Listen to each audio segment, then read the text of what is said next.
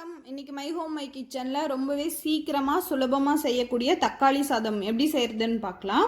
தக்காளி சாதம் செய்யறதுக்கு ஒரு பவுலில் 2 கப் அரிசி சேர்த்துக்கோங்க. அரிசி நீங்கள் தினமும் சாதம் வைக்க பயன்படுத்துகிற அரிசியை எடுத்துக்கலாம். இப்போ இதில் கொஞ்சமாக தண்ணி ஊற்றிட்டு கை வச்சு நல்லா களைஞ்சிட்டு 2-3 தடவை கழுவி சுத்தம் பண்ணி எடுத்துட்டு அரை மணி நேரம் தண்ணியில் அரிசியை ஊற வச்சுருங்க. அரை மணி நேரம் ஊறினதுக்கு அப்புறமா மீதி இருக்க தண்ணி எல்லாத்தையும் வடிச்சிட்டு அந்த அரிசியை அப்படியே ஓரமாக வச்சுருங்க. அது அப்படியே இருக்கட்டும். இப்போ அடுப்பில் அடிக்கனமான 5 லிட்டர் குக்கர் வச்சுட்டு அதில் 2-3 டேபிள் ஸ்பூன் எண்ணெய் இல்லைனா நெய் சேர்த்துக்கோங்க. இப்போ இதில் 2 ஏலக்காய், 4 கிராம்பு, 2 பெரிய துண்டு பட்டை, அரை டீஸ்பூன் சோம்பு சேர்த்துட்டு எண்ணெயில் நல்லா 2-3 தடவை பரட்டி விடுங்க. கொஞ்சம் நல்லா வறுபடணும். நல்லா வறுத்ததுக்கு அப்புறமா நீளமாக நறுக்குன 150 கிராம் பெரிய வெங்காயம் சேர்த்துக்கோங்க. கூடவே நீளமாக நறுக்குன 2 பச்சை மிளகாய் சேர்த்துட்டு நல்லா வதக்கிக்கோங்க. வெங்காயம் நல்லா பொன்னிறமாகிற வரைக்கும் வதக்கணும். இந்த மாதிரி வெங்காயம் நல்லா வதங்கின பிறகு 2-3 டீஸ்பூன் இஞ்சி பூண்டு விழுது சேர்த்துக்கோங்க.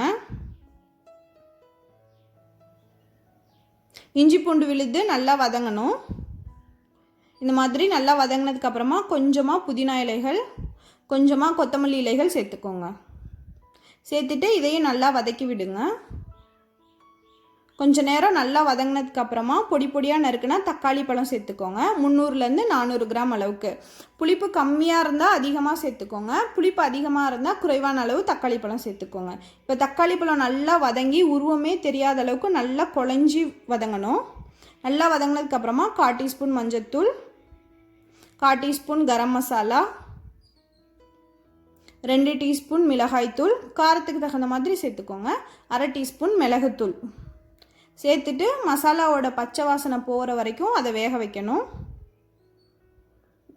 மசாலாவோட பச்சை வாசனைலாம் போனதுக்கப்புறமா இப்போ தண்ணி ஊற்றணும். நான் 2 கப் அரிசி எடுத்திருக்கேன். அதுக்கு 3.5 கப் அளவுக்கு தண்ணி ஊற்றுறேன். 1 கப் அரிசிக்கு 1.25 கப் அளவுக்கு தண்ணி.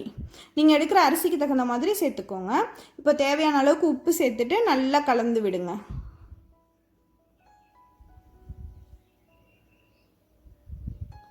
நல்லா கலந்த பிறகு தண்ணி நல்லா கொதிக்கணும். நல்லா இந்த மாதிரி தளன்னு கொதிக்க ஆரம்பிச்சதுக்கு அப்புறமா ஊற வச்ச அரிசியை தண்ணியெல்லாம் சுத்தமாக வடிச்சிடணும். அந்த அரிசியை இப்போ உள்ளே சேர்த்துக்கோங்க.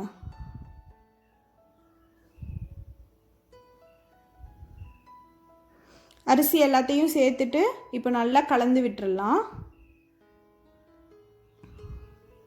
அடுப்போட சூடு மிதமான ஹீட்டில் வச்சுக்கோங்க. இப்போ நல்லா ஓரளவுக்கு அந்த நம்ம ஊற்றின தண்ணி எல்லாத்தையும் உறிஞ்சிட்டு அரிசி 3/4 பதத்துக்கு வெந்திருக்கும். இப்போ ஒரு சின்ன ஒரு அரை எலுமிச்சம்பழத்தை பிழிஞ்சு விடலாம். எலுமிச்சம்பழம் வேணும்னா பிழிஞ்சு விட்டுக்கோங்க, இல்லைனா விட்டுறலாம். பிழிஞ்சு விட்டுட்டு நல்லா கலந்து விட்டுருங்க. அடுப்போட சூடு கம்மி பண்ணிக்கோங்க. வெரி லோ ஹீட், ரொம்ப குறைவான தீயில் வச்சுக்கோங்க.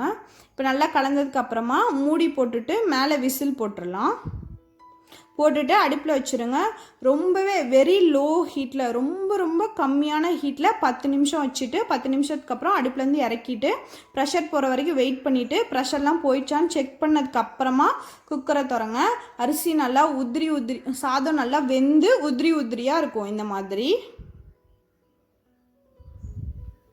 ரொம்ப நல்ல வாசனையாக இருக்கும். ரொம்பவே சீக்கிரமாக தயார் பண்ணிடலாம். இது கூட நீங்கள் தயிர் பச்சடியோட பரிமாறலாம், இல்லைனா ஏதாவது குருமா அந்த மாதிரி கூட செஞ்சு கூட நீங்கள் பரிமாறலாம். இதை நீங்களும் உங்கள் வீட்டில் செஞ்சு பாருங்கள். அப்புறம் உங்களுக்கு இந்த சமையல் வீடியோ பிடிச்சிருந்தா மை ஹோம் மை கிச்சனுக்கு சப்ஸ்கிரைப் பண்ணுங்கள்.